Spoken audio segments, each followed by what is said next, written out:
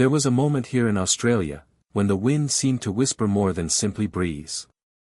It whispered through towns built on the certainty that the ground beneath them was worth something. Towns where the first men to arrive drove a pick into the earth and watched the afternoon light catch what came up with it. Towns where the gold was real, the wealth was real. And where the mines eventually reached a depth, or a cost, or a complexity that made extraction no longer viable at the price the market was offering. And stopped.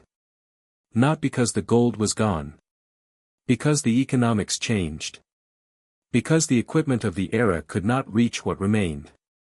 The mine owners made the calculation that every mine owner eventually makes, that the gold still in the ground was worth less than the cost of getting it out, and walked away. We are counting down 5 Australian towns where the gold is still in the ground. Not as legend or local boast, but as documented, surveyed, geologically confirmed reality. Gold the original miners knew was there and could not reach. Gold that modern assays have quantified. Gold that is still in the ground today because the economics of extraction have never quite aligned with what sits beneath these towns. Like this video if you have ever stood on ground you knew was worth more than it looked. Subscribe because the most interesting thing about a gold rush is not always what was taken. Sometimes it is what was left. Let's break it down. Number 5. Charters Towers, Queensland. Charters Towers was once the second largest city in Queensland. In the 1880s and 1890s it was producing gold in quantities that funded the grand building still standing on its main street. The stock exchange, the banks, the hotels built with the confidence of people who believed the ground would keep giving indefinitely. It did not. The accessible or ran out. The deep or required pumping technology and capital that small companies of the era could not sustain. The city contracted around the mines that closed, and the grand buildings became monuments to what had been rather than what was. What remains in the ground at Charters Towers has been geologically assessed. The deeper ore bodies that original miners could see but not reach have been quantified. Multiple exploration companies have held tenements over this ground in the decades since. The gold is confirmed. The extraction economics fluctuate with the gold price and the cost of deep mining. The town waits, as it has waited for over a century. One geologist who worked the area wrote, "The original miners were not wrong about the deep ore. They simply ran out of the technology to reach it. That ore is still there. The question is always whether the price justifies the extraction." Picture this. It is a morning in Charters Towers. The main street holds the bones of a city that was once the size of Brisbane. The stock exchange still stands. The mines are silent. Below the silence, at depths the original miners mapped but could not reach, the ore body continues. Number 4. Hill End, New South Wales. Hill End produced the largest single gold specimen ever found in Australia. The Holterman nugget, discovered in 1872, weighing over 90 kilograms and containing an estimated 80 kilograms of gold. The photograph taken of it remains one of the most reproduced images in Australian mining history. The men standing beside it look small in a way that communicates the scale of what the Hill End ground was capable of producing. The rush produced millions of ounces over its active decades. Then the accessible ore ran out, the population of 8,000 contracted toward the handful that remains, and the town became a heritage village in the Central West, preserved by its own emptiness. The reef system that produced the Holterman nugget does not simply end at the depth the original miners reached. It continues. The technology to follow it deeper exists now in forms unavailable to the men who stopped. The economics of following it are the conversation that has been happening for over a century without resolution. One mining historian wrote, "Hill End is the most dramatic example in New South Wales of the gap between what was taken and what remains." The Holterman nugget was not an anomaly. It was a sample. Picture this. It is a morning at Hill End. The main street is quiet in the way of towns where the reason for the town departed long ago. The buildings are preserved. The ground beneath holds the continuation of the reef that gave up a 90-kilogram specimen and was then abandoned at the depth the 19th century could reach. Number 3. Kalgoorlie, Western Australia. Kalgoorlie is not a ghost town.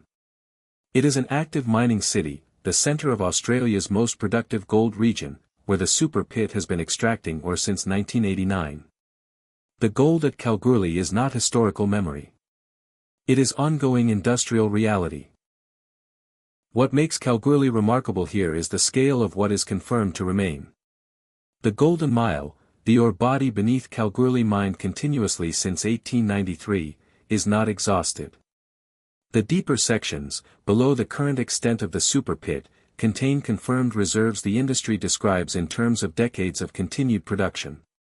The gold not yet taken from Kalgoorlie ground dwarfs what has already been removed. The gold still in the ground at Kalgoorlie is being approached, methodically, by one of the most significant mining operations in Australia. The ground beneath it is being emptied in the most literal possible sense, and what remains confirmed in it is still, by any measure, extraordinary. One mining engineer wrote, "People think of Kalgoorlie as a place that had gold. The more accurate description is a place that has gold. The ore body is not finished. It is in progress." Picture this. It is a morning in Kalgoorlie. The super pit is already operating. The machinery is the size of buildings. The hole is visible from the air. Below it, the ore body continues in directions the current operation has not yet reached. The gold rush of 1893 has not ended. It has industrialized. Number 2. Bendigo, Victoria. Bendigo was one of the richest goldfields in the world during the Victorian gold rush of the 1850s and 1860s. The reefs beneath it, deep quartz reefs requiring hard rock mining, produced gold that funded a city of extraordinary Victorian architecture. The town hall, the churches, the hotels, all built with the confidence of a city that believed the ground beneath it was permanent. The deep leads at Bendigo are what make it geologically remarkable. The reef systems continue beyond the depth Victorian miners reached, confirmed by modern drilling into ore bodies that the equipment of the 1880s had neither the technology nor the pumping capacity to access. Water was the primary enemy. The deeper you went, the more water entered the workings, and the cost of pumping eventually exceeded the value of what was being recovered. Modern dewatering technology has changed that calculation. The ore body that built the city and was abandoned when the water one is being reassessed with tools the original miners could not have imagined. One geologist wrote, "The deep Bendigo leads were not abandoned because the gold ran out. They were abandoned because the water won. The water problem is now a solved engineering problem. The gold below the water table in 1890 is still there." Picture this. It is a morning in Bendigo. The Victorian streetscape is intact, the city that gold built. The Central Deborah mine is a museum. Below the museum, below the tourist tours, the ore body continues into depths the original miners mapped but could not mine. Number 1. Ballarat, Victoria. Ballarat sits above one of the most extensively documented unmined gold deposits in Australia.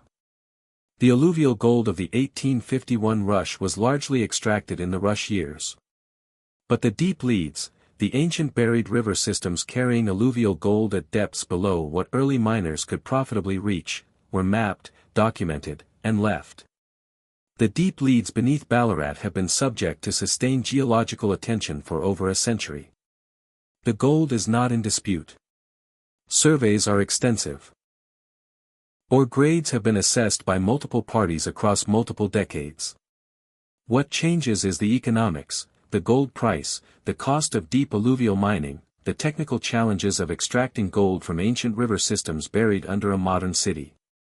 The modern city is Ballarat's specific complication.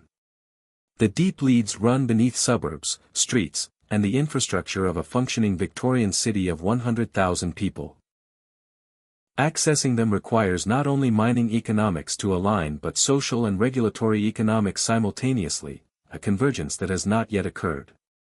One mining consultant wrote, the gold beneath Ballarat is real, documented, and unextracted. The question is not whether it is there. The question is whether the city built above it will ever permit the extraction of what it was built on top of. And in that quiet hush, beneath the whispering gums, beneath the streets and the mines and the cities and the heritage buildings built with the proceeds of gold that left some of itself behind, I realized not all shadows hide. Some simply invite us to see. We just counted down 5 Australian towns where the gold is still in the ground.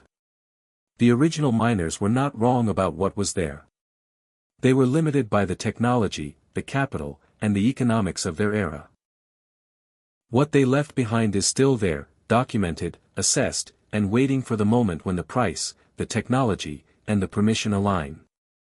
Would you live above a gold deposit if it meant the street beneath your house might eventually be mined? Leave it below. If this video showed you something worth seeing, like, subscribe, and share it with someone who needs a different kind of map. We will see you in the next one. This video expresses poetic and reflective storytelling. Geological and historical details are based on publicly available sources. It does not offer investment or mining advice.